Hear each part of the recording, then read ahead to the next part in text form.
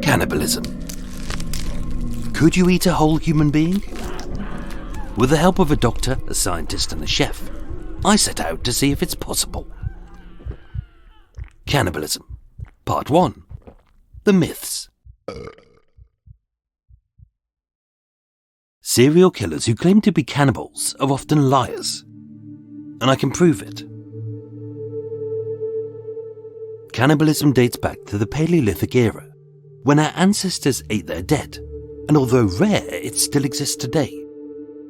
We're the Asmat tribe of New Guinea, who eat human brains for its nutrients, and the Agora tribe of India, who make sacrifices to Shiva, the Hindu god of destruction, and eat any body part that their belief sees as polluted, like the corpse's flesh, its internal organs, and even the excrement. In modern times, extreme circumstances have forced humans to resort to cannibalism to survive. Like in 1933, when 6,700 prisoners were sent to Nazino Island, a brutal gulag in the frozen Siberian tundra. Starving, within 13 weeks, 4,000 were dead, with many having had their meat stripped from their bones. And more infamously, the survivors of UAF Flight 571, which crashed in the Andes, not only to eat the skin, muscle and fat of their dead, but also the hearts, lungs and brains. Cannibalism is so rare that most countries don't have a law against it. So if you're caught, you're more likely to be convicted of murder, manslaughter, assisted suicide, assault, desecrating a grave, and denying a burial. It's fascinating that we find cannibalism so shocking, as many of us will happily eat any part of a captive farmyard animal, which some cultures may regard as filthy. As the saying goes, the only part of a pig you can't eat is its squeal. And yet we eat its intestines, eyes, skin and bladders. With hot dogs made of fat, feet, blood and byproducts like the vagina. Many sausages are made of its waste system like its intestine and digestive tracts.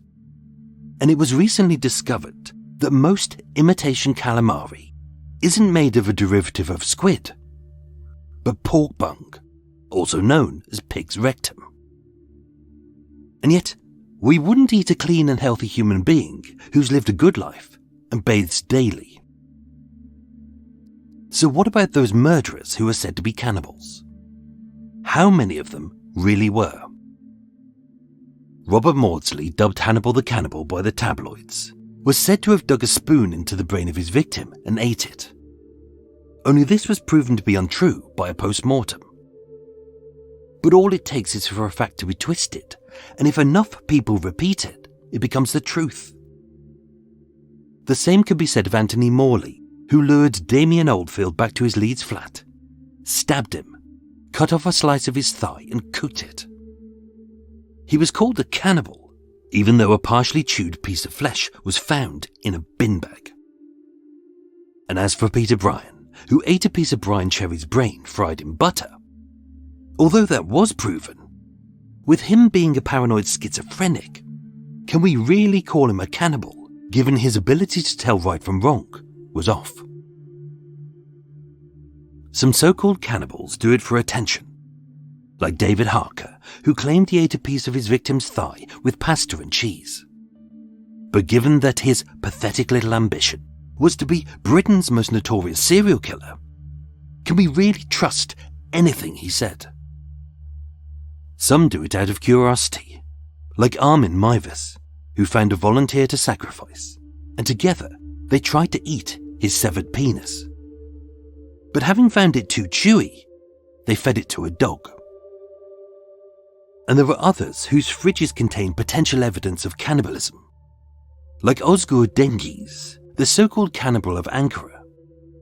But having confessed that he only ate a few pieces of flesh, that's like calling yourself a strict vegetarian because you once ate a tomato. There are very few proven cannibals, as although some are insane and some are sadists, others do it to elevate their reputation, to establish a place in infamy, or to argue an insanity plea especially in a country where the death sentence exists. Think about it. Cannibalism is almost impossible to prove, as given the speed and efficiency of the human digestive system, although dismemberment can be proven, any evidence of consuming a human body is destroyed by stomach acids. So all we have to go on is the killer's word. Albert Fish claimed he dismembered 10-year-old Grace Budd, and in a cruel letter to her parents, he bragged, "How sweet and tender her little ass was, roasted in the oven. It took me 9 days to eat her entire body." But with her remains not found for 6 years, her decomposition made that impossible to prove. There have been a few documented cases of criminal cannibalism. Issei Sagawa, the Kobe cannibal, who mutilated, cannibalized, and performed necrophilia on the corpse of Rennie Hartfeld for sexual pleasure, was declared sane.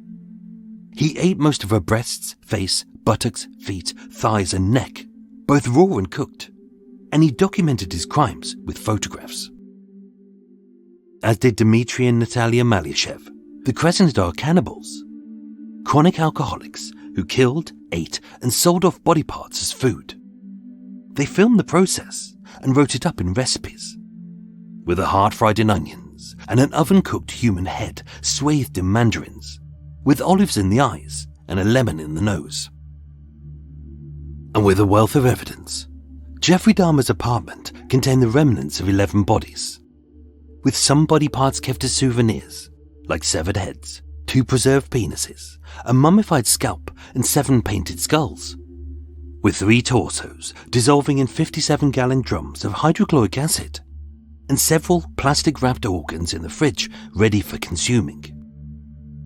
Dahmer later confessed to eating the hearts, livers, biceps, and thighs.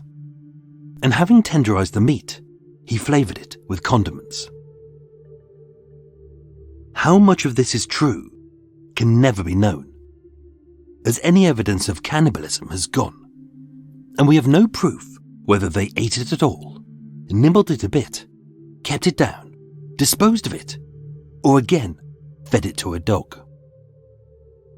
And yet, they only ever eat the body parts that any meat eater would consider: the heart, the liver, the kidneys, and the muscle, or as we would call it, the meat.